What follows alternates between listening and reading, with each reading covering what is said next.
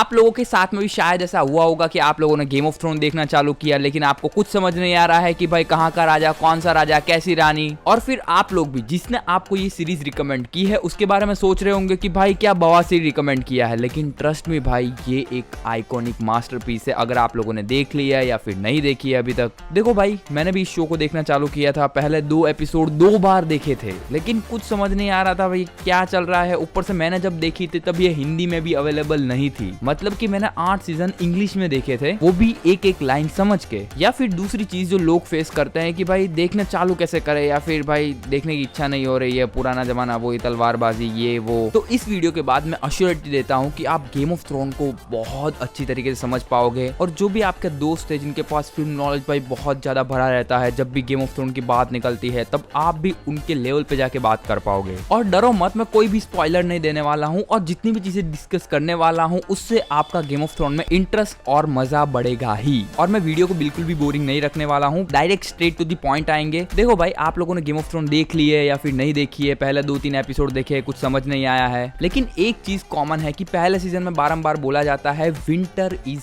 Coming. क्या मतलब है इसका? गेम ऑफ थ्रोन यूनिवर्स में विंटर इज कमिंग मतलब कि अपनी नॉर्मल वाली सर्दियां नहीं जो कि 3-4 महीनों तक चलती है, बल्कि यहाँ पे सर्दियां सालों तक चलती है। आई मीन कि ऐसा बोला जाता है कि कुछ कुछ सर्दियां इतनी लंबी थी कि जहाँ पे बच्चे जन्मे और मर भी गए। मतलब कि विंटर का कोई टाइम पीरियड नहीं रहता है कि वो 3 साल तक चलेगी, 4 साल तक चलेगी, कई बार बहुत लंबे सालों तक चलती है, पर मिनिमम 3 सालों तक और एटलीस्ट 10 सालों तक रहती है, मैक्सिमम कितना भी जा सकती है। लेकिन इस बार विंटर में डिफरेंट क्या होने वाला है, तो व्हाइट वॉकर्स आने वाला है। अब व्हाइट वॉकर्स क्या है? तो एक्चुअली इनको आप जॉम्बीज की तरह समझ सकते हो कि ये जिसको भी छूते हैं वो खुद भी व्हाइट वॉकर्स बन जाते हैं। व्हाइट वॉकर्स के बारे में हम लोग आगे बात करने वाले हैं। उससे पहले गेम ऑफ थ्रोन के मैप को समझ लो, ताकि आपको गेम ऑफ थ्रोन समझने में कोई दिक्कत ना हो, क्योंकि पूरे गेम ऑफ थ्रोन में ये मैप आपको कोई नहीं समझाने वाला है। तो देखो, गेम ऑफ थ्रोन की दुनिया में 2 कॉन्टिनेंट है, एक एसोस और दूसरा वेस्टरोस। एसोस जो कॉन्टिनेंट है उसके बारे में फिलहाल बात नहीं करेंगे, हालांकि ये इंपॉर्टेंट कॉन्टिनेंट है, बट इसके बारे में आगे जाके बात करेंगे। हमारी कहानी गेम ऑफ थ्रोन की जो मेन स्टोरी होने वाली है वो वेस्टरोस पे फोकस होने वाली है। वेस्टरोस में 7 राज्य है और 7 अलग अलग राजा है। किंग्स लैंडिंग एक मेन राजधानी है इनकी, जो कि 7 राज्यों पे कंट्रोल रखती है। किंग्स लैंडिंग पे जो भी राजा बैठता है वो 7 राज्यों का राजा माना जाता है। ये जो मैप दिख रहा है, इसके नॉर्थन साइड एक वॉल बनी हुई है जो कि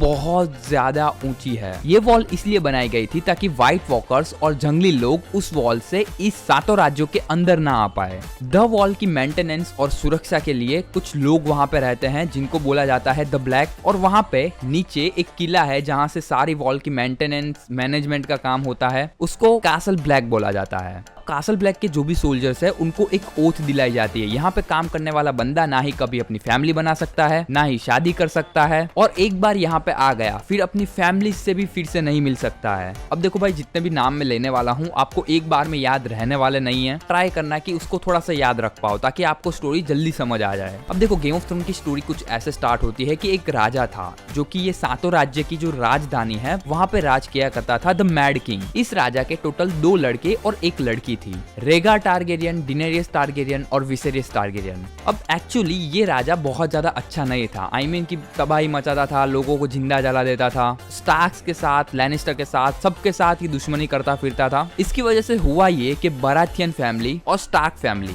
इस राजा को हाउस ऑफ स्टार्क के एडाथ स्टार्क और बराथियन खानदान के रॉबर्ट बराथियन ने मिलके हरा दिया, और उसका जो पहला बेटा था उसको भी मार दिया। लेकिन जो 2 बेटे बच गए थे, डिनेरियस टारगेरियन और विसेरियस टारगेरियन, ये दोनों छुप के एसोस की साइड चले जाते हैं, और गेम ऑफ थ्रोन की स्टोरी इससे 10-20 साल बाद चालू होती है और सीरीज यहीं से कंटिन्यू है। मतलब कि यहाँ से आप सीरीज देख सकते हो, लेकिन उससे पहले आपको मैं 7 राज्य और कौन कौन से राजा थे भाई उसके बारे में ब्रीफ दे देता हूँ, बिकॉज ऑफ उसके बिना वैसे भी आपको समझ नहीं आने वाला कुछ। तो देखो, इस मैप के नॉर्थ साइड में जो वॉल है उसके नीचे एक राज्य है जो कि साइज में वेस्टरोस में सबसे बड़ा राज्य है, जिसका नाम है विंटरफेल। यहाँ पे हाउस ऑफ स्टार्क राज करते हैं। उनके फ्लैग में एक व्हाइट वुल्फ है।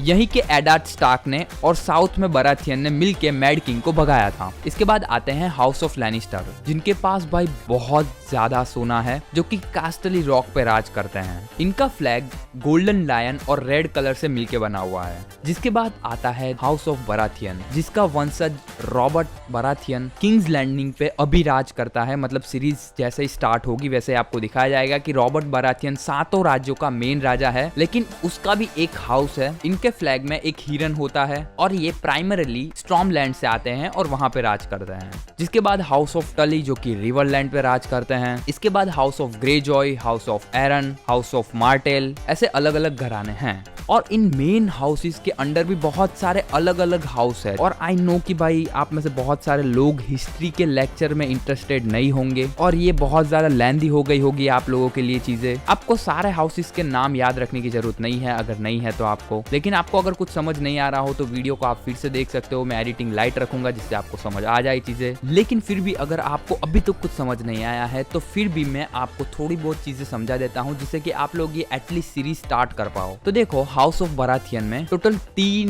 मेन लोग हैं, Robert Baratheon, रैनली Baratheon and स्टैनिस Baratheon. इसका एडवाइजर होता है वो हाउस ऑफ एरन से होता है, जो कि मर जाता है। तो अब ये नए एडवाइजर को ढूंढने के लिए विंटरफेल जाता है। एडार्ड स्टार्क, इन दोनों ने मिलके जो राजा को भगाया था पहले, तो ये फिर से चाहता है कि एडार्ड स्टार्क इसका सलाहकार बन जाए।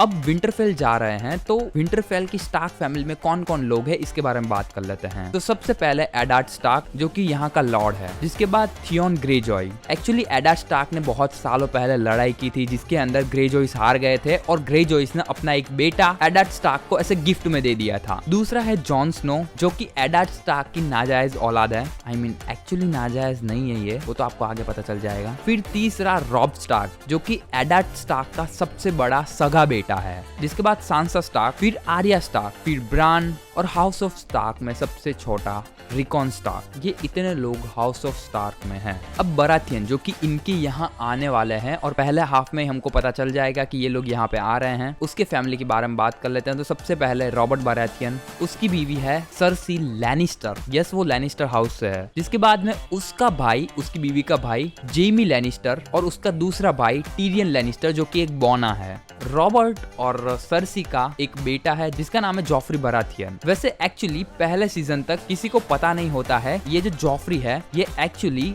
रॉबर्ट बराथियन और सर्सी का बेटा नहीं है, बल्कि जेमी और सर्सी का बेटा है। यस, इन दोनों भाई बहनों के बीच में गुप्त संबंध है और इसी एक छोटे से रीजन की वजह से जो पहले एपिसोड में हुआ है, पूरी गेम ऑफ थ्रोन बनती है, जहाँ पे एक थ्रोन के लिए भाई कोई किसी भी हद तक जाएगा, कोई किसी को भी मारेगा। और पहली और लास्ट चीज, किसी भी कैरेक्टर से लगाव नहीं रखना। बिकॉज ऑफ ऐसा हो सकता है कि आप चाहो कि भाई ये मेरा कैरेक्टर है, मेरा फेवरेट कैरेक्टर है, अगले सीजन में उसको काट डाला जाए। सो वीडियो को यहीं पे रैप करते हैं। बट अगर आपको अभी भी समझ नहीं आया है और आप चाहते हो कि मैं भाई एपिसोड 1 से आपको एक्सप्लेन करूँ सारी चीजें, तो let me know in the comment section, हम वो भी कर लेंगे। बेसिकली भाई मजा आना चाहिए भाई, सीरीज देखो और समझ कुछ ना आए, लेकिन लोग बोले भाई मजेदार है और आपको समझ नहीं आ रही है, आप अंदर से भाई कि क्या है इसमें। तो मेरा काम है कि आपका गुस्सा शांत करना और आपको समझाना, क्योंकि जो बहुत सारे लोग नहीं कर पाते हैं। तो यही रीजन है कि आप मुझे लाइक हो सके तो करो। आज के लिए इतना ही, मिलते हैं ऐसी एक और नॉलेजेबल और लेंथी वीडियो में।